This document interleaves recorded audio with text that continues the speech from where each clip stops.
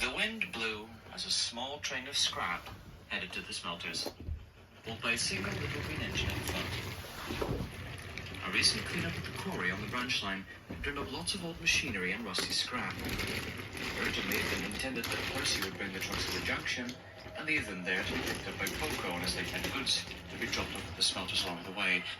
However, the midnight goods had been cancelled, so Percy had been tasked to bring the scrap up all the way to the smelters yard himself. The little green engine was enjoying himself as he rolled along in the growing twilight, the island becoming shrouded in the coming of the night. Having lived on the railway for many years, he rarely had the time to leave the familiar sights of the branch line. Though in the pit of his firebox, he was deeply nervous about his destination. It wasn't the job itself that unnerved him. Being an industrial shunter himself, he knew how scrap was vital to industry. Rather, it was the dread of who was waiting there for him when he did arrive. I hope those two are busy or asleep in their sheds when I get there.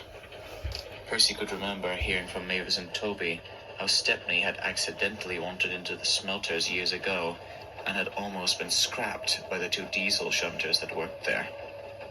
He had only barely managed to be saved by Sir Topham Hatt, and since then, all steam engines had a deep fear of the place. Only diesels like Bear, Boco, and the Works diesel ever ventured there. Sometimes steam engines did build trains of scrap to Killdane, but they never stuck around long before taking their leave, before the two shunters got any wise ideas. If they tried and failed to scrap Stepney, who could say they wouldn't try it again, and what if they succeeded? Night had fallen as Percy arrived at Killdane. He knew he was venturing somewhere he shouldn't, as he puffed down a small branch that departed from the main line, circling around the back of the city itself. The night sky, once filled with stars, became muddied, and eventually they all snuffed out, as clouds of smoke obscured them. Brick walls rose up around Percy, cutting him off from the rest of the world, with only the roofs of houses on either side to indicate there was anything on the other side at all. Rounding the bend, he approached the entrance to the smelter's yard. But a distant signal shone yellow, with the home signal appearing red. It was just as well Percy came to a halt, as the gates ahead were closed. Percy looked up at the dark shapes beyond the gates. Tall structures stood tall against the night sky, their shapes ominous and bathed in shadows. Huge structures stood tall against the night sky, their shapes ominous and bathed in shadows. In the distance, he saw the tall smelting shed.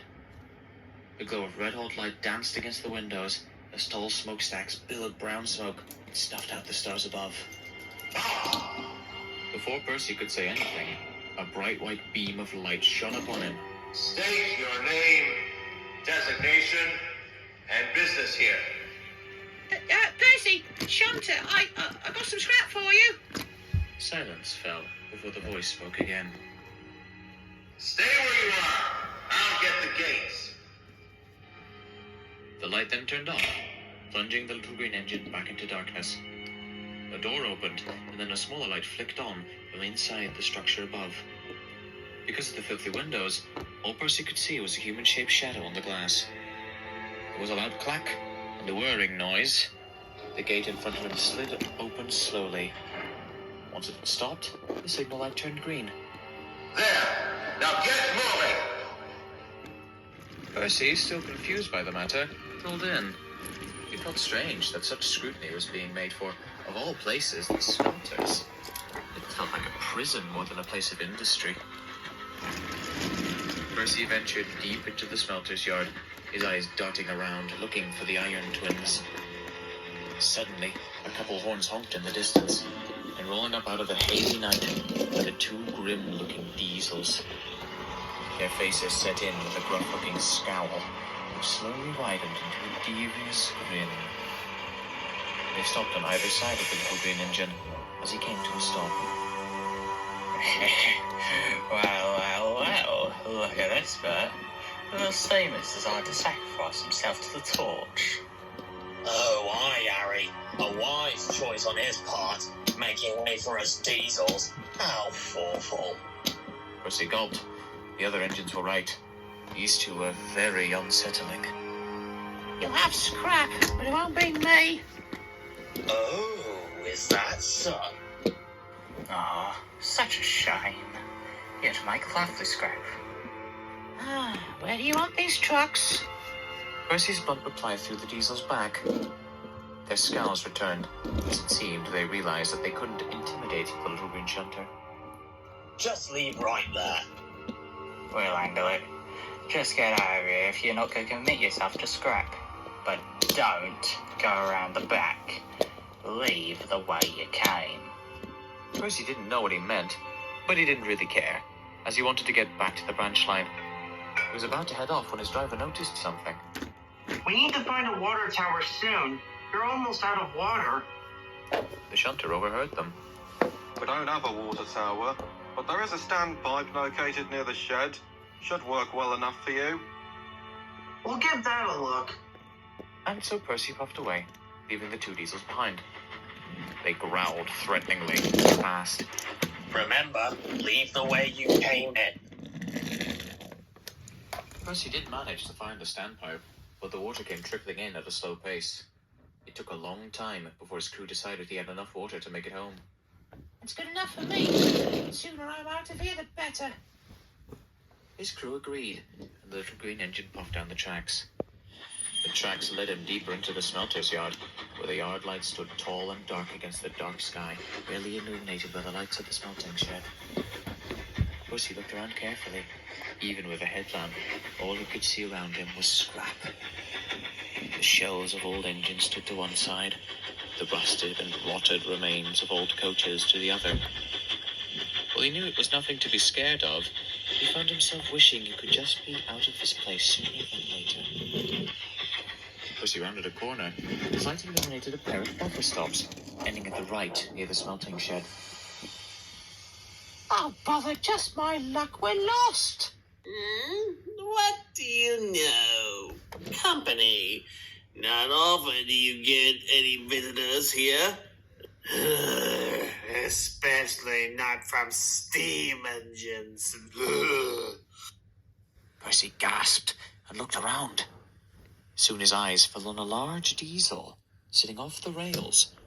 The brown paint on his side was stained with oil and grime, obscuring the pale yellow wasp stripes on his side.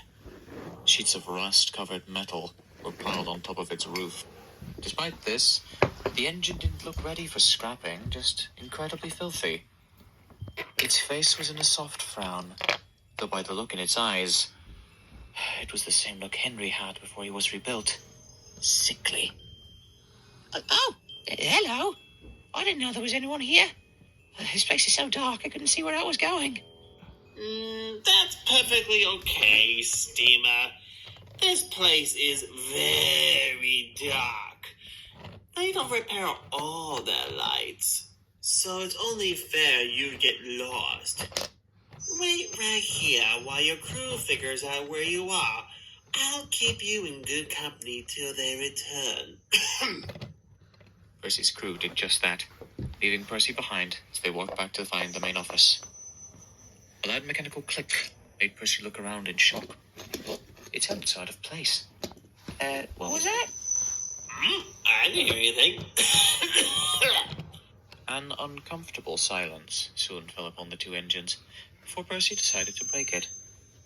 So, what's your name? I have no real name. All I can remember of my past is I was once one of the strongest engines in my yard. 10 out of 10 for incredible strength. So you may call me 10. Okay, 10. Hi, I'm Percy. Percy, huh? A small name for a small engine. What are you doing here? I thought diesels like you would be, Out on the main line? I would be. But that's long past me now. As to why I'm here because I'm something the world doesn't want to remember. For some reason. Though I can't quite figure out why. Something they refuse to acknowledge. They created me for a purpose, and then suddenly they casted me aside, and all before I could fulfill my purpose. You know all about purpose, don't you, Steamer? Percy wasn't really sure what Ten was getting at. He knew about purpose, sure, but it wasn't something he thought about regularly. Ten seemed to read Percy's thoughts as he responded again. Purpose, my little friend, is what your role is in the world. We machines, we are clearly personified by our purpose. You, a small little tank engine meant to scamper around the yard. Me, a big, powerful diesel. 10 out of 10 for brutal strength. Meant to pull heavy trains. And yet purpose can change, can it? Yes, it can. I had some friends on the mainland who went from useful to scrap in no time at all. Ten gave a dismissive grunt and continued. Well, being such a kind engine that you are, perhaps you can assist me with regarding my purpose. Before Percy could ask what that meant, his crew returned. The path behind us is clear. We can just go back the way we came. Percy sighed in relief. He was glad to be leaving Ten behind.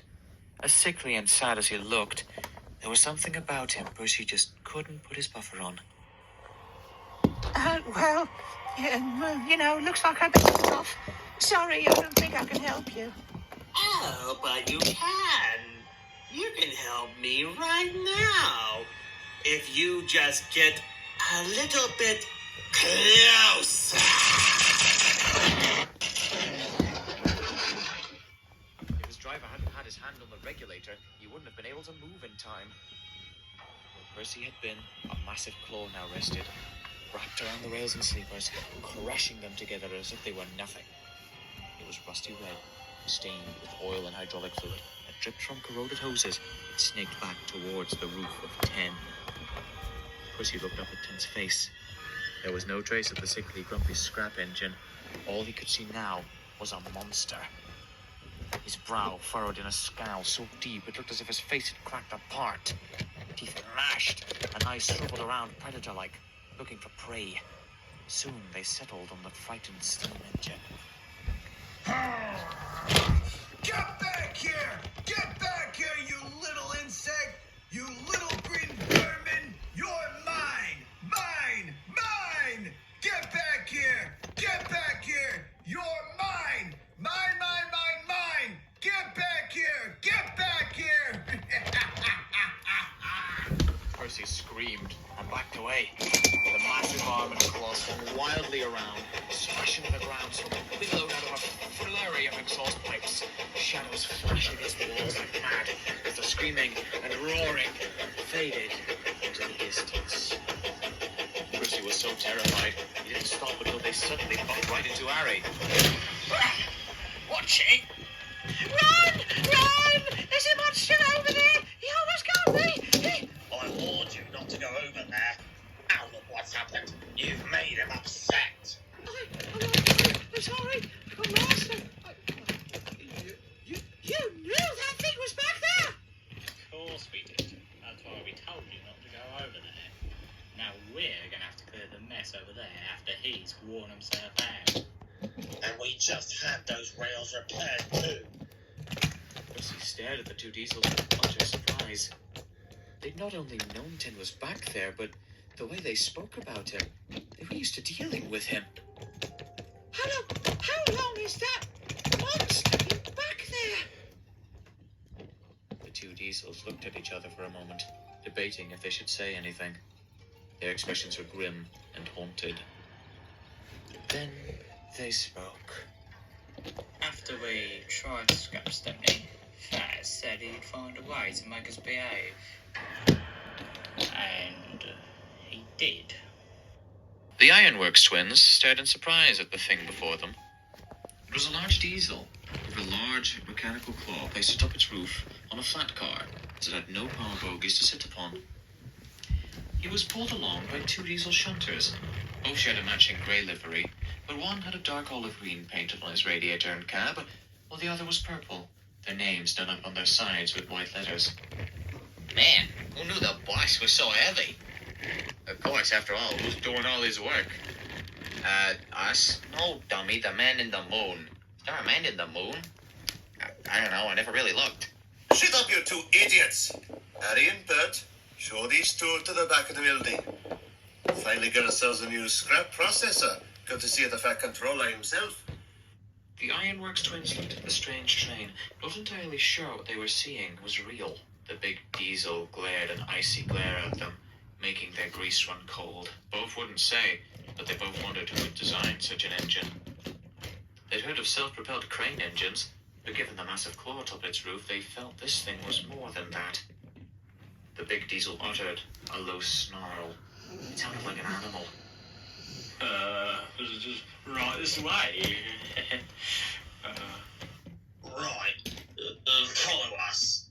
The twins took the train to the back of the smelting shed. All the while, the other two diesels continued to chatter about anything and everything, but the big diesel said nothing. Upon arriving at the back, the twins... A large concrete footer had been built near the smelting shed, the hole in the middle appearing to be big enough for an engine to fit into it. A crane was located nearby, ready and waiting.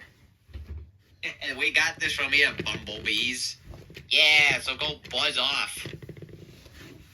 The twins did so, but returned later pushing a set of oil tankers for the generators. The tracks leading past where they'd left the visitors. The large diesel had been lifted off the tracks and placed in the concrete foundation. Workers were working around the diesel, attaching wires and fuel lines into the engine. Harry and Bert then knew what the foreman had meant. This diesel wasn't here for scrap, it was here to assist in scrapping. It spoke for the first time, talking to the other two shunters. I can't believe I ever put my faith in you, Splodge. You two idiots were always cozy with the manager, doing exactly what he says. Well, the manager's our boss. Yeah, unlike you. We don't know why we even called you boss. Because you two are stupid without me! What would you even do without me watching out for you? Who's the one who gave you work to do? Gave you a purpose? Oh, you mean doing your jobs? Spying for you? Finding steam engines ready to be scrapped? Luring them where you wanted them? Taking all the risks while you took none? Well, no more, Tin.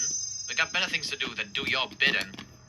The diesel, 10, growled at the two shunters, rage crossing his face. Ah! You better take that back! You know who you're talking to, don't you? Diesel 10! Mr. 10 out of 10 for devious deeds and brutal strength. The scourge of steamers. The horror of the rails. The real beachin' axe. You two better show me the respect I'm owed. Harry and Bert gasped.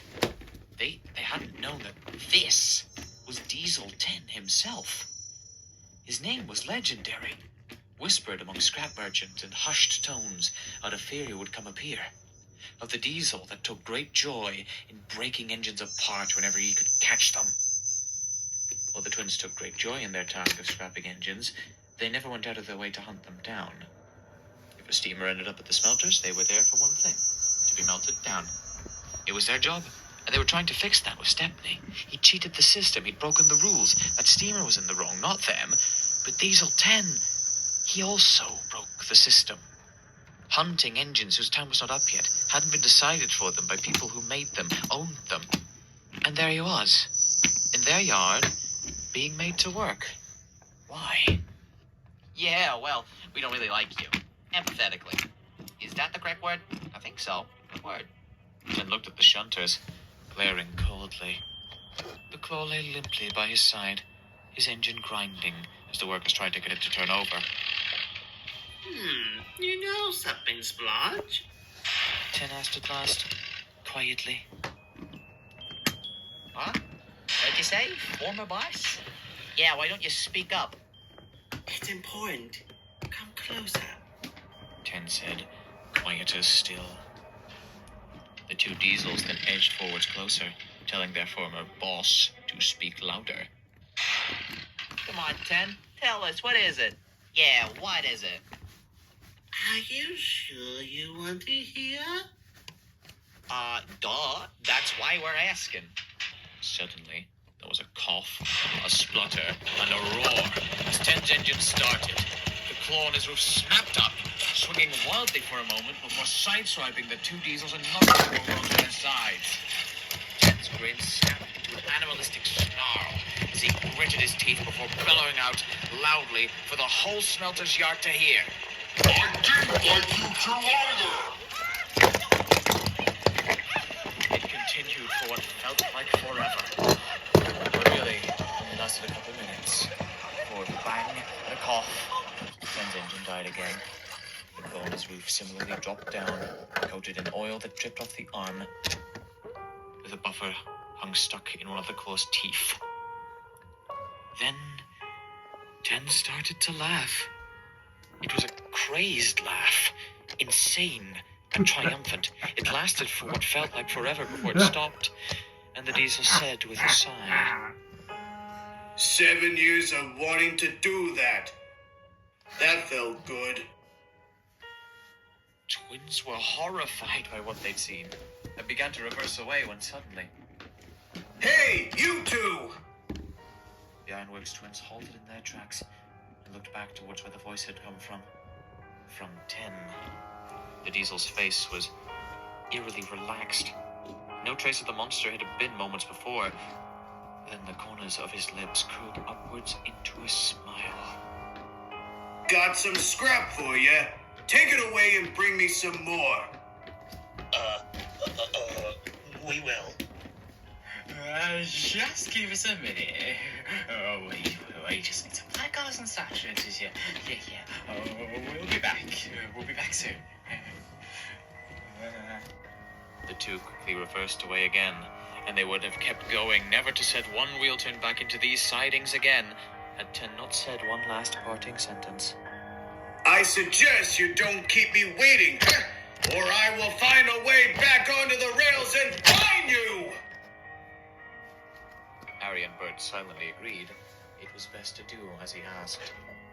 When they tried to mention what had happened to the foreman, all they got in response was, Mr. Hatter's right. The thing really is a monster.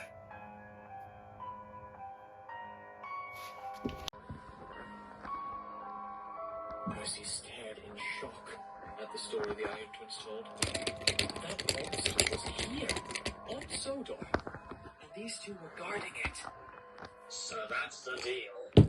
We make sure he's safe where he is, give him the old trick or two, the plunger, make sure he doesn't figure out a way to break free.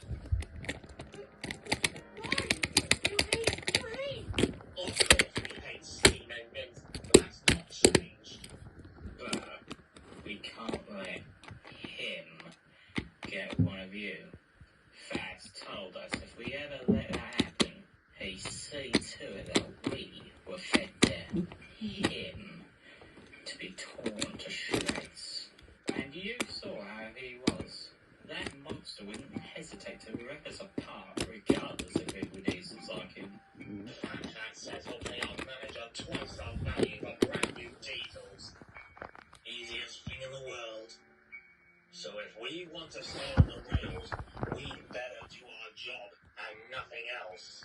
Of course, if one of your steamers breaks down and the bed decides you're too expensive to fix, I'll be into the sparing pot in the shed with you. So remember, we could make your ending far worse. At the mercy of him.